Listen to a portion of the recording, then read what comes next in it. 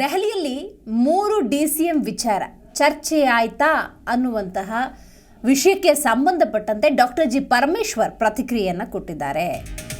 ಆ ರೀತಿ ಏನಿಲ್ಲ, AICC ಅಧ್ಯಕ್ಷರೇ ಸ್ಪಷ್ಟನೆಯನ್ನು ಕೊಟ್ಟಿದ್ದಾರೆ. ಸದ್ಯ ಅಂಥದ್ಯಾವುದು ಮಾಡೋದಕ್ಕಾಗೋದಿಲ್ಲ ಅಂತ ಹೇಳಿದ್ದಾರೆ. 3 DCM ಬಗ್ಗೆ ಗೃಹ ಸಚಿವ ಡಾಕ್ಟರ್ ಜಿ ಪರಮೇಶ್ವರ್ ಕೊಟ್ಟಿರುವಂತಹ ಹೇಳಿಕೆ ಇದು.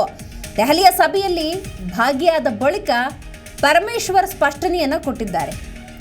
ನೋಡಿ, ಕರ್ನಾಟಕ ಕಾಂಗ್ರೆಸ್ ಅಂದ ಸಂದರ್ಭದಲ್ಲಿ ಲೋಕಸಭಾ ಚುನಾವಣೆಗೆ ಹೇಗೆ ತಯಾರಿಯನ್ನು ಮಾಡಬೇಕು ಆ ನಿಟ್ಟಿನಲ್ಲಿ ಕಾರ್ಯೋನ್ಮುಖವಾಗಿದ್ದಾರೆ. ಸಭೆಗಳ ಮೇಲೆ ಸಭೆಯನ್ನು ಮಾಡ್ತಿದ್ದಾರೆ. ಆದರೆ ಆಂತರಿಕ ಸಮಸ್ಯೆಯನ್ನು ಇಟ್ಟುಕೊಂಡು ಲೋಕಸಭಾ ಚುನಾವಣೆಯನ್ನು ಎದುರಿಸೋದು ಕಷ್ಟ ಸಾಧ್ಯವೇ.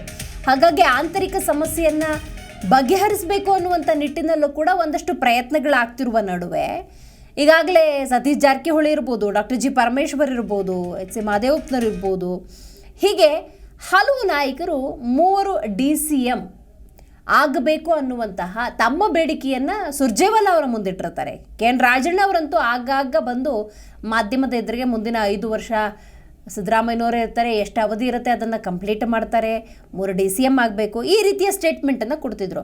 ಅದಕ್ಕೆ ಹೈಕಮಾಂಡ್ ಏನು ಹೇಳುತ್ತೆ ಅದು ಕೂಡ ಬಹಳ ಮುಖ್ಯ. ನೋಡಿ, ಇವತ್ತು ಮೀಟಿಂಗ್ ಕೂಡ ಆಗಿತ್ತು. ಇನ್ನು ಸಭೆಯಲ್ಲಿ ಏನಾದರೂ ಚರ್ಚೆ ಆಯಿತಾ? ಅಲ್ಲಿ AICC ಅಧ್ಯಕ್ಷರು ಏನು ಹೇಳಿದ್ರು, ಕಾಂಗ್ರೆಸ್ನ ಹೈಕಮಾಂಡ್ ಏನು ಹೇಳಿದ್ರು, ನಿಜಕ್ಕೂ ಕೂಡ ಲೋಕಸಭಾ ಚುನಾವಣೆಯ ಚರ್ಚೆಯ ಜೊತೆಗೆ DCM ವಿಚಾರವನ್ನು ಏನಾದರೂ ಪ್ರಸ್ತಾಪ ಮಾಡಿದ್ರೆ ಅನ್ನುವಂಥ ಪ್ರಶ್ನೆಗೆ ಡಾಕ್ಟರ್ ಜಿ ಪರಮೇಶ್ವರ್ ಉತ್ತರವನ್ನು ಕೊಟ್ಟಿದ್ದಾರೆ. AICC ಅಧ್ಯಕ್ಷರೇ ಇಲ್ಲಿ ಸ್ಪಷ್ಟನೆಯನ್ನು ಕೊಟ್ಟಿದ್ದಾರೆ.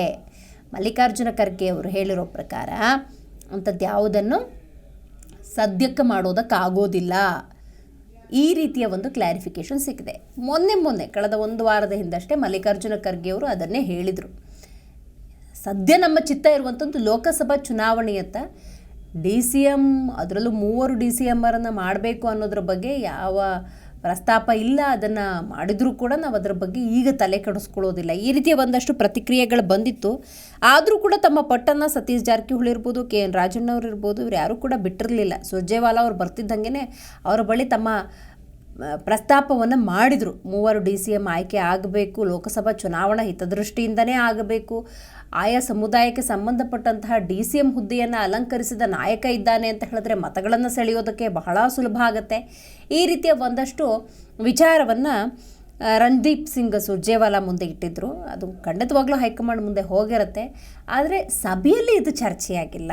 ಆದರೆ AICC ಅಧ್ಯಕ್ಷರು ಒಂದು ಸ್ಪಷ್ಟನೆಯನ್ನು ಕೊಟ್ಟಿದ್ದಾರೆ. ಏನು ಅಂಥದ್ದು ಯಾವುದನ್ನು ಕೂಡ ಈಗ ಮಾಡೋದಕ್ಕಾಗೋದಿಲ್ಲ. ಅಂದರೆ DCM 3 ಯಾರು ಆಯ್ಕೆ ಮಾಡಬೇಕು ಅಂತ ಪಟ್ಟಿರ್ತಾರೋ ಅದು ಸದ್ಯಕ್ಕಂತೂ ಸಾಧ್ಯ ಇಲ್ಲ ಅನ್ನುವಂಥ ಕ್ಲಾರಿಫಿಕೇಷನನ್ನು ಕೊಟ್ಟಿದ್ದಾರೆ.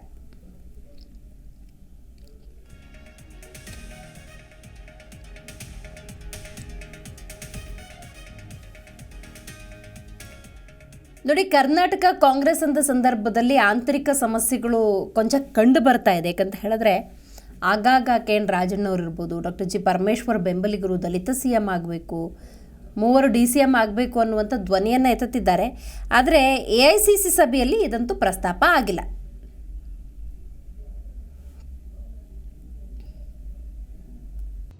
ಪ್ರತಿಕ್ಷಣದ ಸುದ್ದಿಗಾಗಿ Zee Kannada news app download ಮಾಡಿ. Live TV, latest updates, entertainment, lifestyle, technology ಸುದ್ದಿ ನಿಮ್ಮ ಅಂಗೈಯಲ್ಲಿ.